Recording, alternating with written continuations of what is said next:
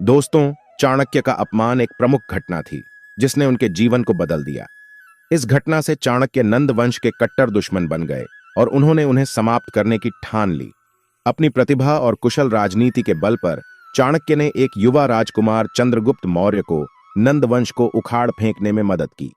चाणक्य ने चंद्रगुप्त मौर्य के शासनकाल में प्रधानमंत्री के रूप में काम किया और उन्होंने मौर्य साम्राज्य को एक महान शक्ति में बदल दिया।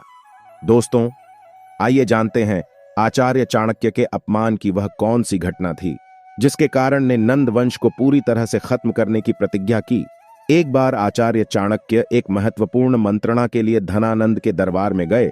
वहां सम्राट धनानंद का दरबार काफी सजा हुआ था और सम्राट स्वयं अपने रत्न जड़ित सिंहासन पर विराजमान थे।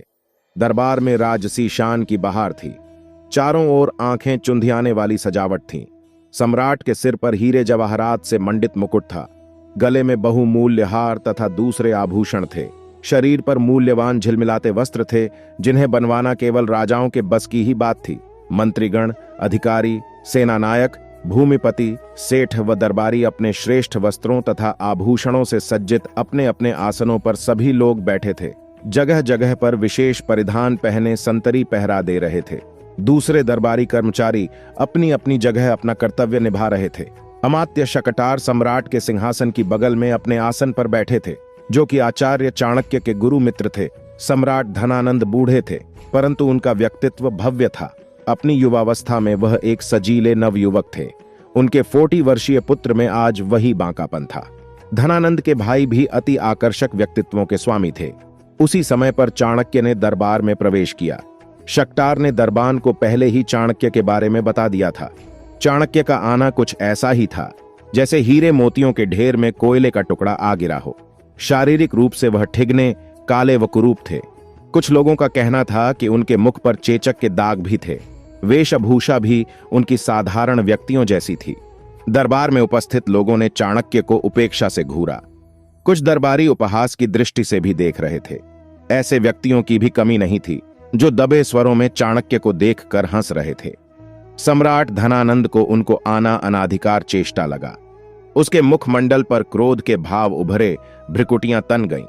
उस भद्दे व्यक्ति का आगमन उसे दरबार की शान में बट्टा लगने जैसा लगा। फिर चाणक्य की क्रूरता को देख वह हंसे बिना न रह सका। वह अपनी वीभत्स हंसी द्वारा चाणक्य को दरबार में आने की भूल करने का कठोर दंड दे रहा था। सम्राट को हंसता देख दरबारी भी खुलकर हंसने लगे।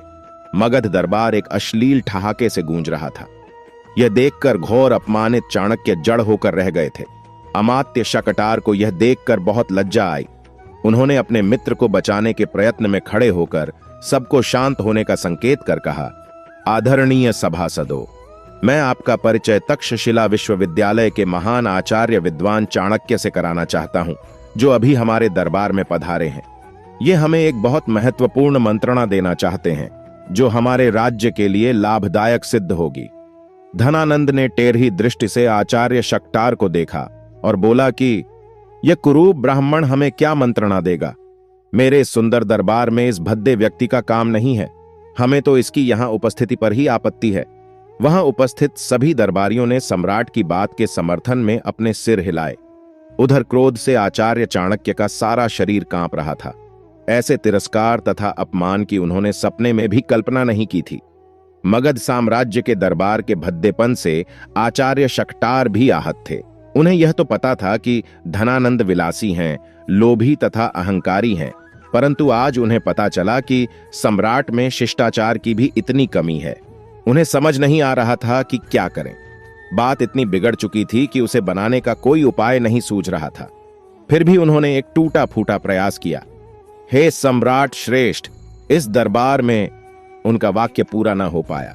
दरबारियों की खिल्लियों की गूंज में उनका प्रयास छटपटाकर डूब गया। चाणक्य भी अब चुप नहीं रहने वाले थे। उनका क्रोध शब्दों में ढलकर उनकी जिह्वा से लुढ़ककर बाहर आने के लिए जोर मार रहा था। उन्होंने चीख कर तेज स्वर में कहा, मैं इस दरबार में यह सोचकर आया था कि कदाचित इस स्थान पर एक व्यक्ति का मूल्यांकन उसकी योग्यता अथवा विद्वत्ता पर किया जाता होगा, पर यहां तो सब कुछ विपरीत है।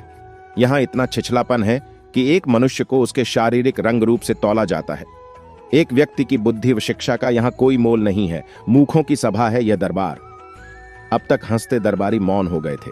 सबकी निगाहें सम्राट धनानंद की ओर उठी हुई थीं, क्योंकि उन्हें विश्वास था कि वे ऐसी धृष्टता कभी सहन नहीं करेंगे।